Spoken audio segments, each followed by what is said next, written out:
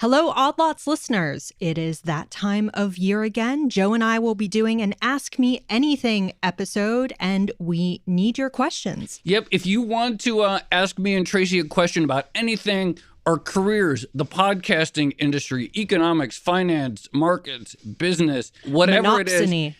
Labor market monopsony. If you just want to hear your voice on the Odd Lots podcast, you can send us in a question. That's right. The deadline for sending us questions is December 13th. All you need to do is record a short voice memo and then email it to us at oddlots@bloomberg.net. Please include your name and your location.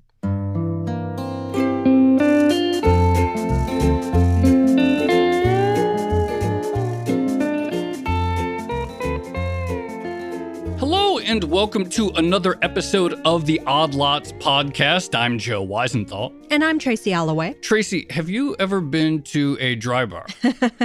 I just thought I'd start this conversation as simply as possible. You don't mean a bar that isn't serving alcohol? No, but if there were, I would like that. But no, I think those are called coffee shops, Joe. No, I have in fact been to a dry bar. I remember when dry bars first became a thing. And it was this sort of novel concept that you could go someplace and have your hair blow dried by a professional, sometimes while having a drink or like watching silly movies on TV.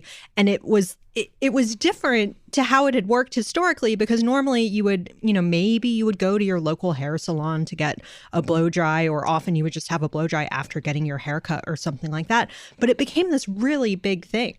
Yeah, absolutely. And I remember, okay, so I will say I have never been. You've never been, I assume. Yeah. I have never gotten, I think, a proper blowout, but, I've gotten my hair done for TV. And so I guess that's the closest I've gotten. But also, I just sort of remember when they started popping up, and it felt like one of those businesses and business models that sort of defined the 2010s, maybe, or defined a certain era, and this sort of idea of the fusion of brick and mortar with booking on an app and the proliferation of new kinds of stores. Like, that felt like a big part of the 2010s economy. Stores which were providing a service and also an experience. Yes. Because I remember the experiential portion of it was a big part of the offering. So again, you could go get your hair blow dried for 40 or 60 minutes or however long it takes, and you could have a cocktail while you did it. And a lot of these stores... Oh, they did do it? You could have a cocktail? Yes. Oh my gosh. Yes. That was a big part of it. And a lot of the stores, well, I'm thinking of one in particular because it is going to be the topic of this podcast. The original dry bar offered, they would have movie screens, like TVs built in, and you could watch like rom-coms from the early 2000s. It was great. The experience economy, you're right. That was like such a big part of the story, or that was such a big part of what people talked about, people wanting to have high quality experiences, something above maybe some of the old dingy physical retail, physical service locations of the past.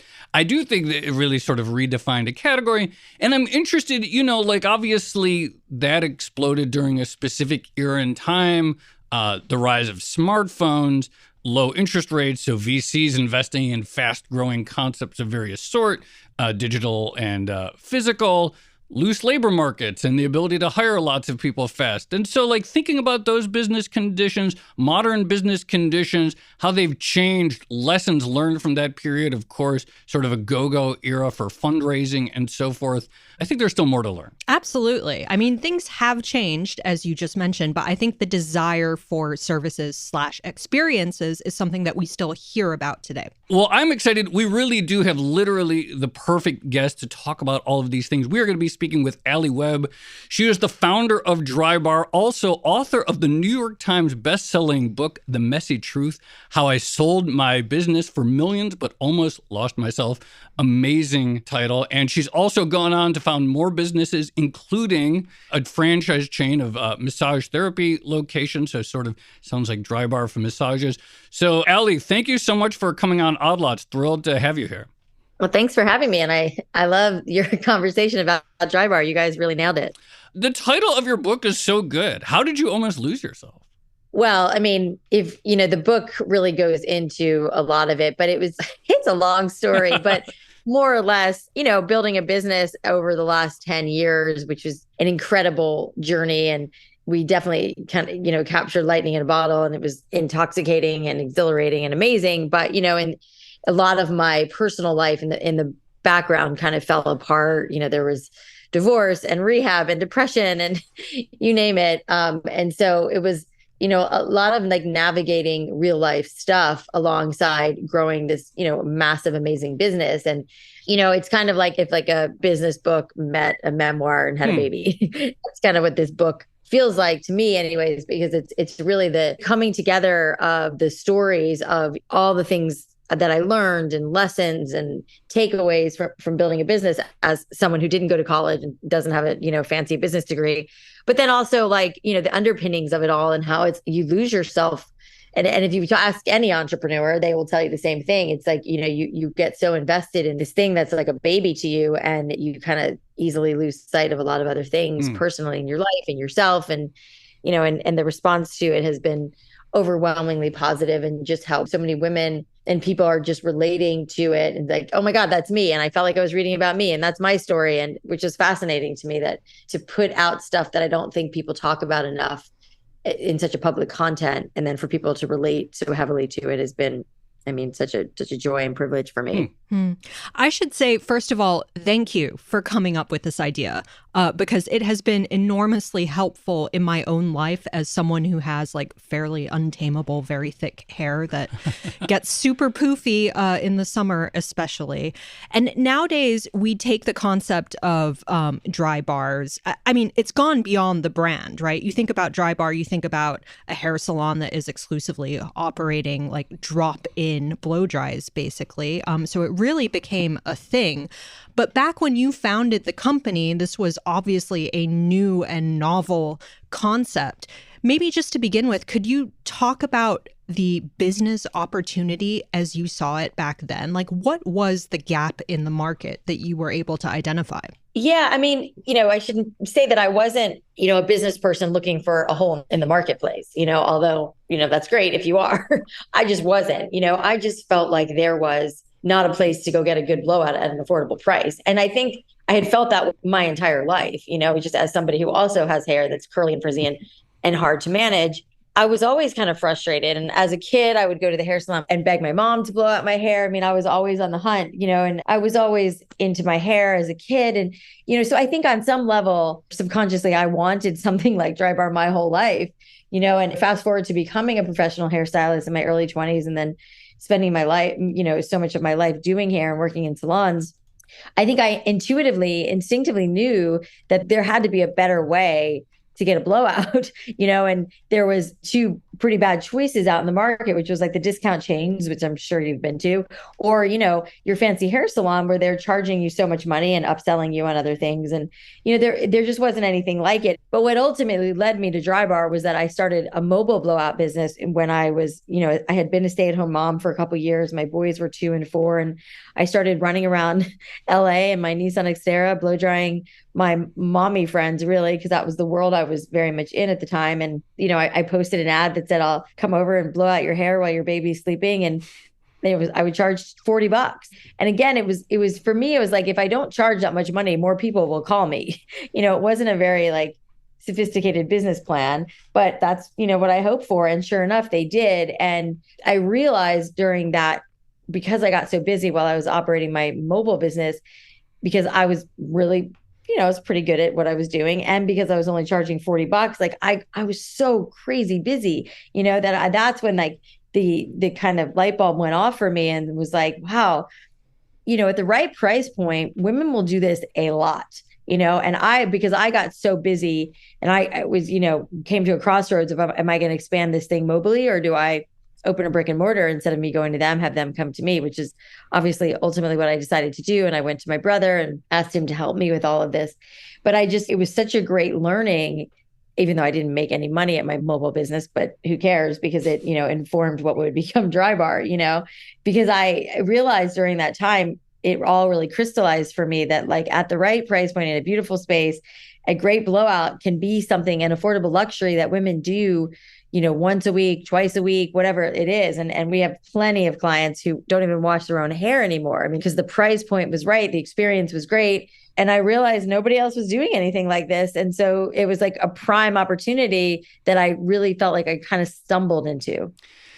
Can you talk about growth? And when I think about 2010's business culture, I think of magazine covers like, this founder just raised X million dollars. This founder just had a huge exit. This 28-year-old is now a billionaire. Or total addressable market. A total addressable market. This just sort of like money growth culture. And, obviously, as you talked about, there's a sort of, presumably you are not the only one, that there was like a real dark side to this and a personal cost, et cetera. But can you talk a little bit more about the sort of decision to take your idea and make it you raised money and you expanded and became a national, maybe international brand. Can you talk about that sort of like choice to like, okay, we have to go for this and we have to grow big and we have to deliver results? Yeah, and it's certainly a choice, and not everybody wants to do that. I mean, but you get like a little taste of that, and it's hard to walk away from it, And I think we all knew that we were on to something really special, and we did have to make some hard decisions. Like, obviously, this is going to change our lives significantly. Do we really want to go for this? And there was so much demand. There was so much request, to open more stores in more markets. And it was going to be a whole thing, to really go for this and to really grow this thing. And we had to really lock arms and decide that that's what we wanted to do, because it was going to really change our lives, which it did in every conceivable way. And, and I think I see lots of businesses that decide not to do that, to grow at a more organic, slower pace. I mean, obviously for us, maybe not obviously, but for us to grow, we were going to have to raise capital, because even though Drybar was successful, our first few stores were successful, they didn't throw off enough money to grow the way we wanted to, or the pace in which, not only, I shouldn't say wanted to, I should say like the pace that we needed to, because we knew a lot of people were on our tail, and they were, there were so many copycats like popping up left and right, who humbly were just not nearly as good as we were and didn't totally understand what we were doing, but saw, an opportunity. It's like you open up a salon and throw some chairs in. It's like, it's just so not that simple. And so, I think we felt a little bit of pressure. Like, if we're going to like really go for this, we got to like move fast. And in order to move fast, we need to raise money. And so then we raised like our first 2 or 3 million with friends and family, because they were, and this is also like not super common, but friends and family were like practically throwing money at us, because they saw the writing on the wall that like this was a great opportunity, and so, yeah, I mean, we, ultimately came together to make this decision that we're going to really go for this and grow this thing. And that meant so many other things that I, at the time, I knew nothing about, about like how you grow and scale and hiring and all the complexities that go into that. But there was a lot of pressure, because if we were going to do it, we had to do it now, and otherwise we were going to fall behind. My brother found an investment banker, and we went out and did like a formal process in probably year like 2, maybe. And, decided to really, like, no pun intended, blow this thing up. Could you, sorry, I'm a fan of puns. Could you? I have a lot of them. Oh, good. Excellent. Can you talk a little bit more about the business model itself? Because, I mentioned in the intro, like, going to a Drybar was a nice experience. It wasn't like you're going to a budget hair salon and just getting this thing done for the cheapest price. But at the same time, the price you were charging for blowouts was very reasonable, especially when compared to a more higher end salon. So how did you actually contain those costs? Like, where did the savings actually come from? Well, I mean, it wasn't easy, and our margins were razor thin, to your point, because the amount of money we spent on the build out, to make it look the way it looked and to make it feel high end, but just not have the high end price tag. The name of the game for us was volume. Like, see, there's another pun. We all of these are flying right over Joe's head. I think. No, I got that one. Women like volume, big hair. So anyways, we bigger hair closer to God, right? Isn't that what they say? That's right. It is a true statement. Don't let anybody tell you different. So we knew that we needed to do a ton of blowouts a day. And like, just to give you an example of what I mean by a ton, like we thought in our Brentwood location, which was our first location that had 8 chairs, we thought, if we do 30 to 40 blowouts a day, like that's a good business and whatever. We completely underestimated the demand, and we were doing more like 80-ish blowouts a day, which very quickly turned to 100 blowouts a day once we were fully staffed. So we were open from 7 a.m. to like 9 p.m. So, you could theoretically do that. So once we realized that, we could do so many blowouts, we were open 7 days a week, 12 hours a day, that we could theoretically do it. It really was about volume. We had to get those numbers in order to make the business work, which, by the way, didn't always work because, as you might imagine, like, supply and demand was a real thing. And for us, the supply was hairstylists, and it was extremely hard to get great hairstylists in. And it's just an interesting market. And I'm a hairstylist myself, it's like our strengths are our weaknesses. Like, I'm a little flaky. I'm not the most, I'm usually late to most things. And so are most hairstylists, not all, but, and just getting hairstylists who were okay just doing blowouts all day long. Understandably, so many stylists wanted to grow their business and do cuts and color, and Drybar was more like a stop for them, not like a destination, and so that part of it was really hard, getting and training stylists, to the level of which we wanted them to be, all of that. So it was a tough business model in terms of like getting that to all work. And, we, in some stores and sometimes we did it better than others. We had a gajillion different strategies on recruiting and staffing and all of that. But the business model, only worked if we did X amount of blowouts per day per store, which we were, for the most part, able to really pull off.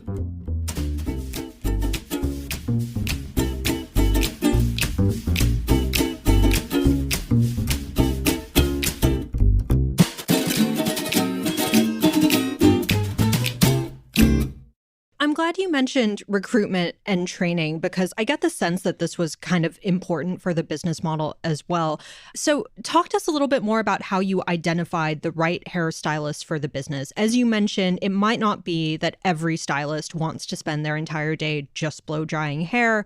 And then secondly, how much of the labor force was flexible? Was everyone working full time, or were people coming in and doing it for like 3 or 4 hours to sort of add on to their like main job? Yeah, exactly. We tried to be as nimble and flexible as possible with stylists because of that reason. Like, it is very labor intensive. And I really always understood that, like, some stylists really loved it and could do like a 6, 7, 8 hour shift. Other stylists were like, I can't do this for more than a few hours. Like, I get it. No problem. Especially in the early days, I was like, I will take whatever you can get. If you can only come in and do 4 blowouts, fine. Like, it was that the dire is not the right word, but it was that like crazy and busy that, and of course I was doing tons of blowouts in those early days to accommodate people. I would sit or stand at the first chair and blow out hair and be able to like manage the front desk. I mean, those were crazy times, but so we were really flexible in terms of what stylists, what they wanted to do and how many days a week they wanted to work, because we knew we had to be, in order like to get people to, like, it was like a hodgepodge of stylists getting them in. And then, and then the other big challenge, as you might imagine, is like making sure that those stylists are really great. And that was the other thing, is like, there was like a subset of stylists who'd, been doing this for a long time, and they just, they were great, and we didn't need to do a lot of training. And then there were stylists who were newer out of beauty school, and they didn't have a lot of training. And so we needed to spend a lot of time with them, but we didn't have that time. We weren't doing much training, which was getting us in trouble, because for me, it was obviously really important that the blowouts were top notch, amazing. We do one thing and we better do it really well. So, it was really stressful to get a stylist in there who wasn't at the top of their game, so that piece of it was challenging. And I would eventually build out a very robust training program, but that wouldn't be, for years, or would take years. And we were always tweaking that. But I felt really strongly about the certain like culture that I wanted to have in the shops. And so it was like, there was stylists that were just not the right fit for Drybar. They didn't want to just do blowouts. They didn't want to be washing their clients' hair. They wanted to take a break in between every client. And, for better or worse, it was like you would do, a handful of blowouts and then take a break or take your lunch or whatever, but you were working the whole time. I mean, you were in Drybar. And so that, and that wasn't something that every stylist wanted, and not the typical culture of hair salons. Even as I grew up in hair salons, it was like, people would take smoke breaks all the time, and there was like a more casual nature about it. Not always, the really, really busy salons weren't like that, but, we were a really, really busy shop. So we needed that kind of work ethic, and that just wasn't for everybody, which was totally okay. And that was something that I always would preface with stylists when we were like, opening a new store, because, we have 150 locations. I would say the first like 50 or so, I went to every single opening until I just like physically couldn't anymore. But I used to say to the stylist, I would do this like kind of rah, like what we called the new hire, orientation, where I would sit and like, basically in a group setting and talk to the stylist about who I was, why this idea came to be, what our core values were, and all of that. And I would also say, every one of you sitting here may not end up staying here, because this may not be the job for you. You may not like this. This is a like very fast paced hustle bustle. You've got to like thrive in chaos, enjoy that part of it, or it might not be the best job for you. And that's okay.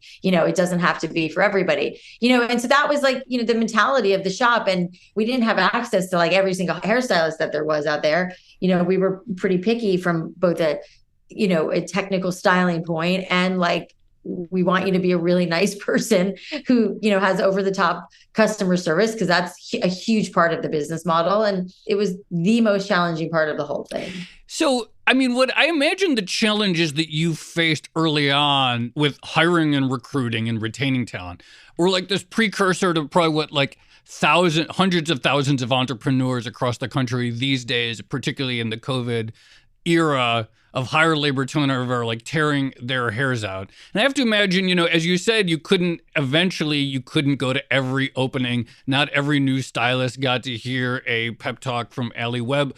What are the broader lessons that you imparted to hiring managers at locations at Drybars, or some of your newer ventures, including Squeeze, I know you're not the CEO, but the co-founder of The Massage? Like, what do people need to know about identifying talent who will be committed to the operation? Like, what did you learn about how to scale that sort of identification? Yeah, I mean, we always did these like pre-hires before anybody even walked in the door. We had a team of people who would talk to potential employees, just to get what we would call the cultural interview piece of it, which was like a pretty candid conversation, just trying to get to know somebody. And that was even like in the early days before we opened the first location. I used to have a hairstylist come over to my house to blow out my hair. That was like the job interview, which was awesome and not always awesome. But anyways, and part of that process, just for me in that very, very small scale, was,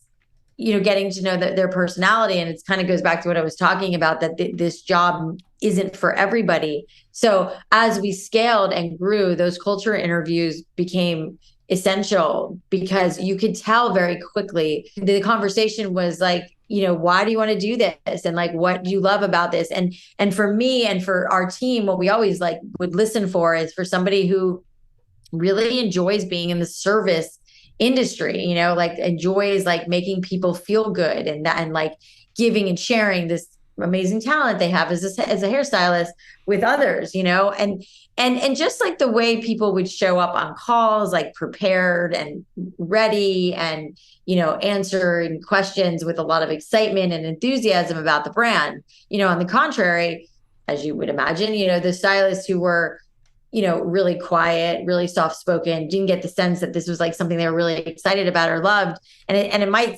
it feels like it sounds simple coming out of my mouth, but it is that like basic, like, I really want to do this and be a part of this brand. And I love this company, and I love hair, and I love styling and making women feel great. Like, that's like the first barrier to entry for us, is like making sure that at least that piece is there, and you're going to show up and be kind and nice. That is an intangible that you must simply have in order to be successful. So if you don't even have that, there's no point in going any further, and like I said, as we grew, there was a team that was instructed to really listen for this kind of stuff and make sure that we were bringing in the right personalities as well as great hairstylists.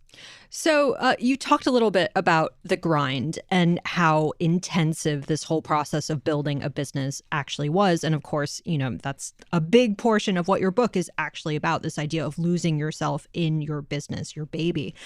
I'm curious though, like, it sounds tough and you're sort of like working and working until you get presumably to like the big payoff of some sort. And I always wonder with new startups, like how much money are you able to take off the table in the beginning? Like, how do you balance building the business and investing in it versus rewarding yourself for the hard work that you're actually doing? Well, I love this question because I think it's such an important thing to point out that people, it's a tricky one because I know that there's obviously, people want to ultimately make money and they want to be successful. And that largely looks like making money. I get that. And I feel that too. I mean, just like anybody else, I really like making money and I like money and nice things. But money wasn't the big driver for me in this business. And I feel like, it feels to me like a mistake that a lot of entrepreneurs make is like they're only looking at the money and the opportunity to make money, sell a company, whatever, versus doing something that they just really love. And I feel so strongly about this. And if you look at like some of the most successful companies in the last like couple decades, like, and you hear the founder's story, it is always started from some sort of personal necessity, something that they felt like in their heart of hearts that they could make better and do better. And the reward is it working and the success of the company being felt and growing this thing and the excitement and the adrenaline that you get from building something that people love, and then providing all these jobs and all this opportunity and all of that, I mean, for me, that was really what I loved a lot more than like, oh, we're going to build this thing to sell it. It was never, ever that conversation for us. I think I started to realize after a couple of years in this thing, like, having never had any experience in like M&A and going public and all of that stuff that I didn't even know that happened in the world. Like, I was so naive back then. And as I started to like pay more attention to that and I was, starting to become friends with more founders and I was starting to be in these rooms where people were talking about buying and selling companies, I was like, oh my God, that might be us one day, and that was like an exciting, like, part of it. I mean, obviously we sold it 10 years after we built it. And, I would say in a year, like after we had raised a bunch of money, obviously everything changed. And, ultimately we raised 75 million and that now you have investors. Now you have, that is what they're thinking about. And that, is good for them to be thinking about and moving the business in the right direction. But all of that was so new to me when I started. I mean, this whole thing was really just started out of like a passion to like find my purpose in my life and to do something that I really loved to do. And I loved it. I mean, I loved building that business and I loved every second of it. I was in that shop 7 days a week. I mean, I couldn't get enough of it. And that is so much more valuable than any dollar amount to have that. Like, I love what I'm doing and what I get to do every day, So again, once I realized like, oh, we might actually be able to sell this thing, like, oh, we're going to actually be able to make a lot of money. Like that was really awesome, but just not, what I went into this thing thinking. I want to ask you a question about fundraising. I have heard that VCs or investors don't still necessarily have a great grasp of the business model of rapid growth physical locations. And so there's sort of like investors who sort of like understand physical operation. And then there's VCs who probably often think in, the idiom of software and 5 people in a room growing to something that 1 billion people can use. And that a lot of these sort of like modern concepts of physical growth locations, whether it's like a dry bar or a kava or something like that, sort of exist in this middle space and investors don't have a great understanding of it. Was that the case for you when you first went out trying to explain to them your vision? And do you think investors these days like feel like they have a better handle on these types of startups? Well, I mean, it feels like the Wild West right now, I mean, I think retail is so like tough right now that I don't blame VCs and all these guys. I mean, it's like you just don't know. It's so hard to predict what's going to happen right now. So it's such a funky time. And I actually had this thought not long ago. Like, I wonder, I mean, part of the success of Dry Bar, I think, was when we started it. We only wanted to raise like 10 or 15 million that first round. And, we ended up raising 25 million because we went with private equity. We never went down the venture capital, and they wanted to put in more, as they do. And I think it was, again, a very different time. And retail was very sleepy at that time, in 2009, when we first started Dry Bar. And then Dry Bar, resonated and took off, and we raised the first like 3 million with friends and family, which got us like to a couple of stores. But the buzz was there and the PR was there, and women were like telling other friends. And so we had that in our corner. And so by the time we were in these rooms with these private equity guys, granted, you can picture the scene. It's like me and my big personality, and then these guys in suits, and they're like, "What are you doing? You're blowing women's hair?" And talk about puns and the ridiculous jokes. So annoying, but they didn't quite get it yet. But they're like, my wife's been talking about this thing, or my daughter's been, there was that kind of general, like, in the air, we've heard about this, and it seems to be getting a lot of attention. And, and then there were the conversations of like, are you going to do nails and makeup too? Because you can, and you're doing 100 women a day. And why don't you do this? Which of course, and I had to say, no, we do one thing, we do it really well. And that turned off a lot of investors who didn't want to get involved in Dry Bar, which was like, no problem, but not the right fit, So there was a lot of trepidation of how do you scale this thing when they didn't really understand it to begin with, and again, back to our initial projections of doing like 30 to 40 blowouts a day, when obviously we far outseeded that. But that was like, we were in LA, and our second location, which is a franchise, was in Dallas, which obviously makes a lot of sense. But there was still a lot of like, have we proved the concept? Is this something that really works far and wide across the country? And then there was still kind of a question mark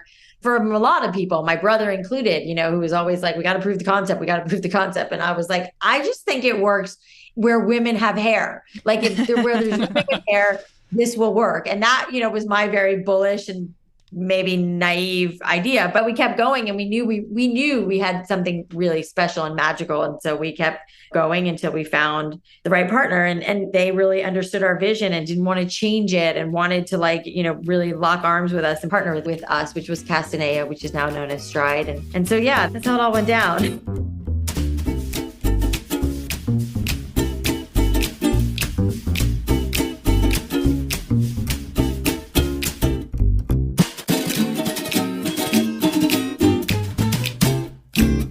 So I want to move on and talk about your new business, Squeeze, which I've seen described as sort of the Dry Bar for massages. And so I guess my first question is, listening to you describe, again, like the grind of starting another business, why are you putting yourself through all of this again? And then secondly, how much overlap is there in terms of the business model between, Squeeze offering massages and the Dry Bar offering blowouts? Well, first of all, I am not in the grind. Thank you very much. I'm very happy to not be smart. Fair enough. Because it's a great question. Like, no thanks. And it's funny, when my brother, this is really my brother's idea. And when he, as a bald dude who never got blowouts, his frustration in the marketplace was around massage, because as someone who went to the local chain, which who I'm talking about, and had a pretty bad experience from having to call every location to book, and the decor was like, and the massage is very hit or miss, and the whole process was just so clunky, that he was so frustrated that there wasn't a great place for him to go for massage, as someone who liked to get like a weekly massage, even though the price point was good at, at a local chain. And then if you went to a spa, it was the same conundrum that you had at Dry Bar. The spa would be really expensive, just like a high-end hair salon was really expensive for a blowout. So the similarities in the problem was pretty much the same. And so when we were like in the last for a couple of years of Dry Bar, Michael really wanted to start this. Obviously, we didn't have the bandwidth for it. And I, to your question, did not want to go back into like the early stages of building a business. So I was like nope, not doing that. But, then we went to Brittany Driscoll, who's the CEO and our co-founder and who ran marketing at Drybar for several years. And she was on her way out of Drybar, was like going to explore new opportunities. And we said, hey, we have this idea for a massage concept because for the reasons I just mentioned, we wanted something different and better that didn't exist, which is always my advice to entrepreneurs is like, you do not have to reinvent the wheel. Like, obviously we did not invent blowouts or massages. We've just created a much better experience and price point and a million other details around them that nobody's paying close attention to. And the big differentiator of Squeeze, though, is that there's an app that you, even though it's a brick and mortar and you go in for a physical massage, there's an app that you book all your preferences on, from like if you like oil or lotion and the type of music you like, and this, if you there's a very like intuitive body that you press on, like I like a lot of pressure here but not here. And so by the time you walk into Squeeze, the therapist already knows all of this stuff because you've had to have gone through the app and really filled out all your information. And that was a big undertaking. It took us over a year to build out this app that had all these bells and whistles, that was super intuitive. And nobody else has this. And it is the biggest differentiator of Squeeze, not to mention it's the same founding team as Drybar. My ex-husband, Cam, did all the creative, the same architect who built Drybars. Everything it's the same team.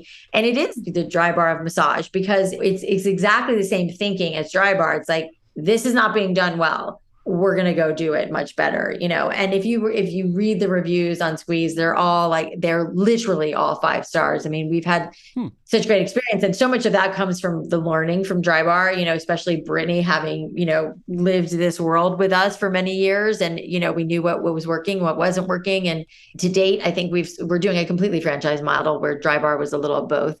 But we've sold over 80 locations across the country. So you'll start seeing them popping up all over the place in the next year or so. Speaking of those locations, that actually fits right into what I was going to ask next. You mentioned sort of generally Drybar you saw as being successful anywhere that women have hair, which is everywhere. But you must have thought, specific about the types of locations, whether they're in high-end malls or busy areas that are really optimal for opening a location. These days, obviously, there's all kinds of questions about what is even the future of offices and where and how are people going to work. What have you seen in terms of, or where is your thinking in terms of selecting locations in the year 2023 where you feel confident that it'll work at a time in which I think it's still very up in the air, even where people are going to be working? Yeah, it's such a good question. And I think we're trying to figure that out right now too. I mean, to go back in time a little bit, with Drybar, which I still kind of feel, and I do, just for the record, far be it for me to predict the future, but I really believe the pendulum is going to swing back to experiences. I think people are desperately hungry for being out in the world with other people again and having experiences. I think it's just taking a minute to get back to it. That said, with Drybar, it was like, we realized very quickly that being in, a woman's daily routine, being near a grocery store, being near, her workout or where she liked to shop and where she liked to have lunch, or, we knew the importance of being in that mix of your daily use. And that was always the guiding light of where we put a Drybar, near and, in the right area, which, by the way, can be really tricky. I mean, we certainly experienced this the hard way, that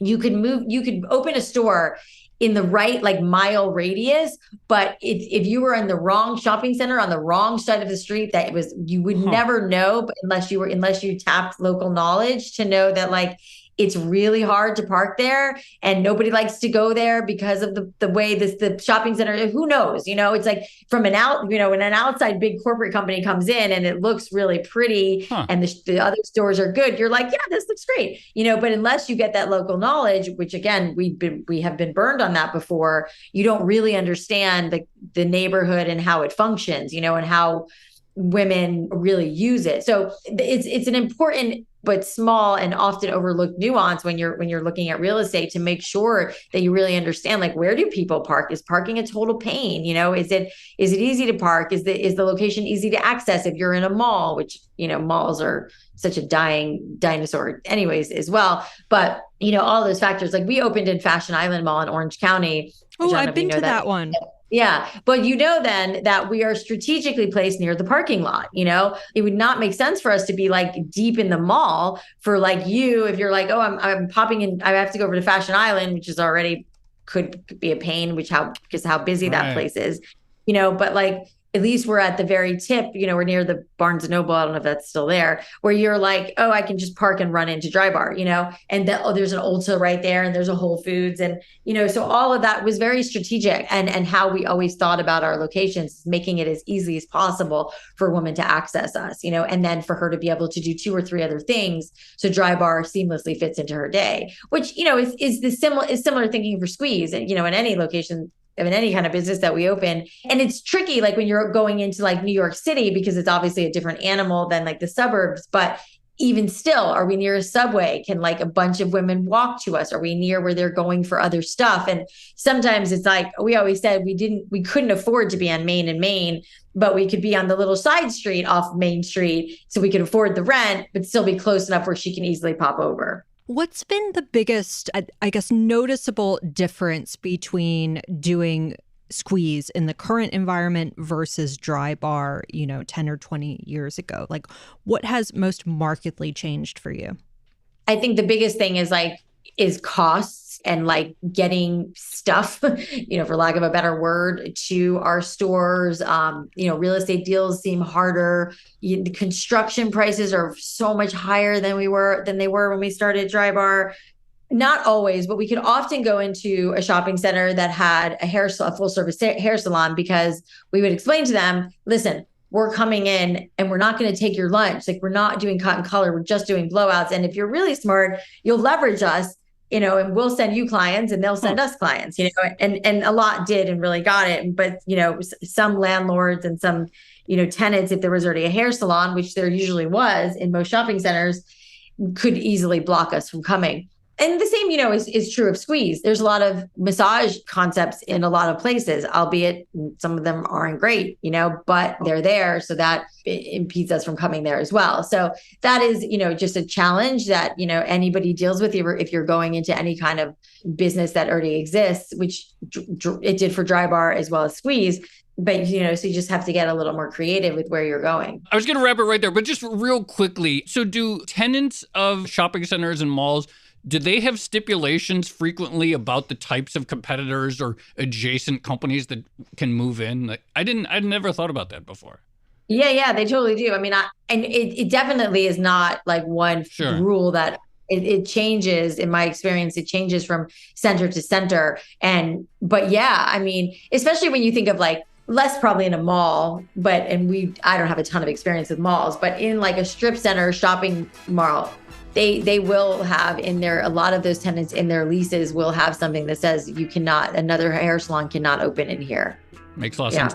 Alli Webb, the author of the new book, The Messy Truth, How I Sold My Business for Millions But Almost Lost Myself. Thank you so much for coming on Odd Lots. That was great. Thanks for having me. It was a fun conversation. I haven't talked about this stuff in a long time. So awesome. Thank you. That was really fun. Thanks so much, Alli. Yeah, that was great.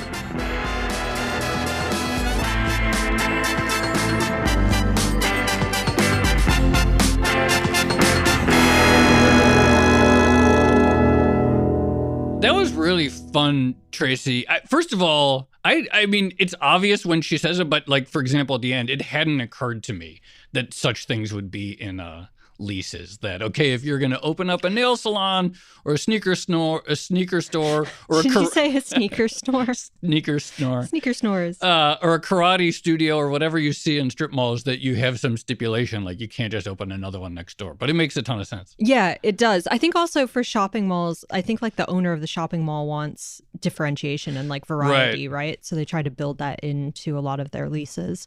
No, that was really interesting. So it seems like Alli really kind of hit a sweet spot at that time period where like she was offering a service rather than a good. And at a time when, brick and mortar retail was experiencing a downturn. We had that episode recently on dead malls and commercial real estate. And in 2009, that was really the era of the dead mall and competition from online shopping and things like that. So she was able to identify something that people would still pay for and have to go to receive in person. And then secondly, I think One of the things that I found really interesting was the idea of having that flexible workforce. Yeah. And, offering stylists the chance to come in for 2 or 4 hours versus a full-time position. So it feels like she also tapped into that sort of upswell of, I guess, gig work, which was also just beginning at that time.